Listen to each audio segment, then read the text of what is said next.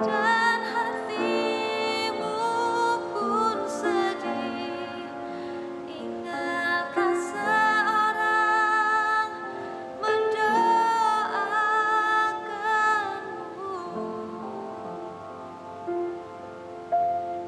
Haleluya, puji nama Tuhan.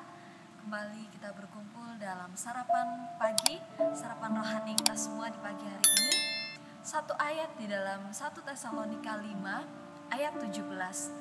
Tetaplah berdoa. Tapi pernahkah kita dihadapkan pada suatu kondisi di mana kita sudah berdoa, dengan sungguh-sungguh kita berdoa, tapi tetap kita merasa apa yang kita hadapi, apa yang ada di depan kita, apa yang saat ini sedang kita rasakan itu sangat berat untuk kita bisa menanggungnya. Sehingga itu membuat pengharapan kita hilang, membuat kita putus asa, membuat kita lelah. Tuhan, ini masalah saya kok gak selesai-selesai ya. Saya sudah lelah Tuhan, saya capek, saya gak tahu harus berbuat apa lagi. Serasa semua jalan ini buntu, semua pintu tertutup. Apakah Bapak Ibu Saudara sekalian pernah merasakan hal ini? Beberapa waktu yang lalu saya teringat ada satu catatan kecil yang pernah saya tulis kira-kira setahun yang lalu, yang kembali saya baca dan saya renungkan beberapa saat. Saya masih ingat perasaan saya waktu saya menuliskan catatan itu campur aduk, ada rasa takut, khawatir, cemas, semuanya jadi satu. Rasanya sudah gak karuan. Tetapi apa yang saya tuliskan ini memberkati saya sampai saat ini. Yang saya tuliskan adalah jangan takut, ada banyak orang yang berdoa buat kamu. Paling tidak atau setidak-tidaknya ada satu orang yang berdoa buat kamu. Saya pikir-pikir, wah pernah juga ya saya ada dalam masa-masa seperti ini. Kalau saya bisa melewatinya, itu sebenarnya bukan suatu hal yang berat kalau saya pikir sekarang. Tapi saat itu saya rasakan takut, cemas, itu perasaan yang saya hadapi. Dan apa yang saya tuliskan saat itu benar-benar menguatkan saya. Di dalam Kisah Para Rasul 12 ayat yang kelima, Kisah Para Rasul 12 ayat 5, demikianlah Petrus ditahan di dalam penjara, tetapi jemaat dengan tekun mendoakannya kepada Allah.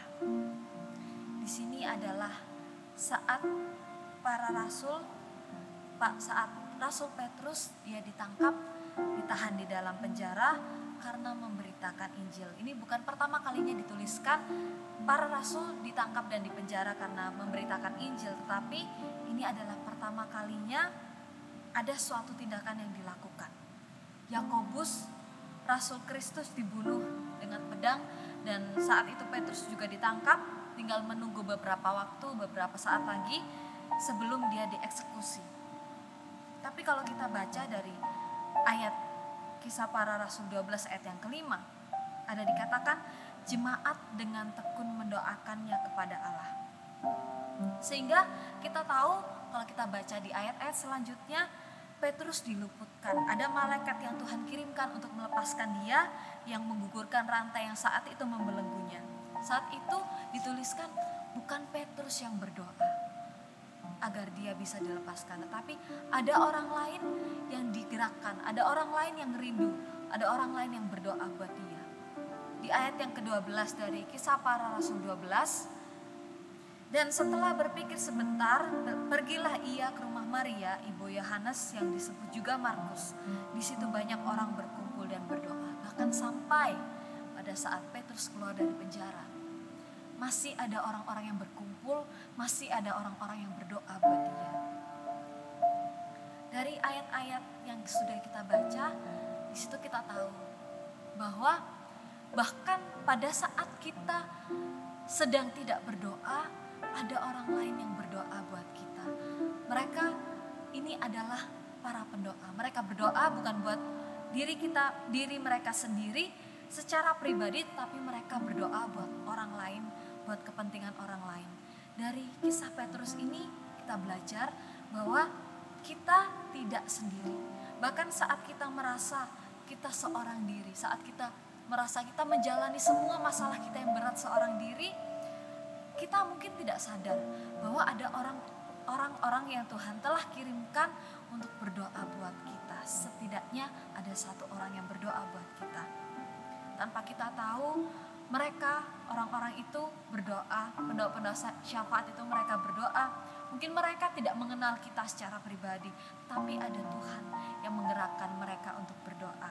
Ada kalanya kita tidak tahu, kita sedang tidur, seperti pada saat itu Petrus, dia tidak tahu bahwa dia sedang didoakan oleh para jemaat, dia saat itu sedang tidur. Mungkin saat itu juga saat kita alami masalah, kita sedang tidur, kita sedang lakukan hal yang lain, tetapi ada yang berdoa buat kita sehingga kita ini secara pribadi beroleh kekuatan.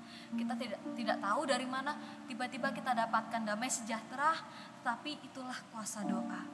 Sehingga kita pun juga mau melakukan hal yang sama.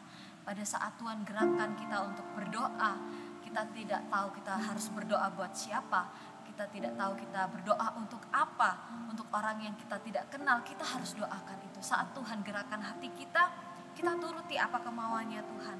Karena dari doa kita itu akan ada satu orang yang dikuatkan. Ada orang-orang lain yang dikuatkan melalui doa kita. Saat kita berdoa, mungkin bisa dikatakan pekerjaan pendoa syafaat ini adalah pekerjaan yang tidak terlihat. Mereka berdoa di balik layar, di belakang layar, tetapi kuasa doa itu benar-benar mengalir. Kuasa doa itu benar-benar nyata. Yang dikatakan belenggu-belenggu itu terlepas.